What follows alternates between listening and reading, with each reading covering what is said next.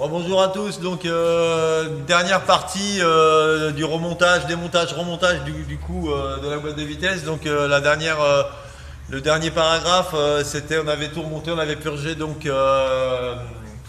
la butée d'embrayage. Je vous avais expliqué un peu le fonctionnement là-bas. Je vous avais donné les trois critères qu'il fallait absolument changer. Donc voilà, donc on était arrivé au chapitre de réapprentissage de la boîte, donc c'est obligatoire, on ne peut pas faire autrement. C'est-à-dire qu'une fois qu'on a tout démonté, il faut qu'elle reprenne ses points zéro, c'est-à-dire la première, son point zéro de départ et son point de poussée, et ainsi de suite. Première, deuxième, troisième, quatrième, cinquième et sixième. Pas la marche arrière, elle compte pas. Donc voilà, donc la fameuse valise. Là, donc il me donne des informations, allumez votre tableau de bord, on a déjà préparé un peu tout le système. Donc là, on va confirmer, si ça veut bien prendre, ouais. C'est toujours pareil avec le Wi-Fi, c'est super, mais bon, des fois c'est un peu compliqué. Voilà, donc normalement ça devrait se mettre en route, j'espère. Veuillez patienter, donc je patiente. Donc il y a toute une procédure, puisqu'elle rentre en contact avec le calculateur. Donc voilà.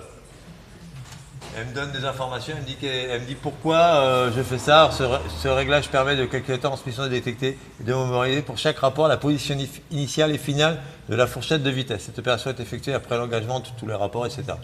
Ok, on y go. Donc là, on va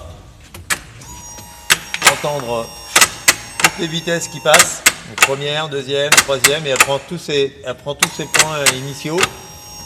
Donc comme je disais dans les autres paragraphes, si on n'a pas cette valise là, c'est pas la peine de s'embarquer à faire quoi que ce soit. Il vaut mieux aller carrément chez le constructeur, parce que ceux qui veulent bricoler, je le comprends, les passionnés veulent faire leur propre voiture, voilà. Mais il y a des moments où soit vers des gens comme moi ou comme d'autres, voilà, qui sont spécialisés, ou du moins qui ont le matériel spécial pour faire ce genre de process, ou carrément le constructeur. N'oubliez pas des fois s'embarquer dans des soucis et des problèmes. Donc voilà, donc elle m'a dit aucun code trouvé, c'est-à-dire qu'elle a pris tous les paramètres. Voilà, donc là elle est entièrement paramétrée et c'est bon à remettre en route. C'est bon à remettre en route et voilà. Donc prochaine vidéo, normalement la voiture sera toute remontée, elle sera en mode roulage. À bientôt, ciao ciao les petits loups.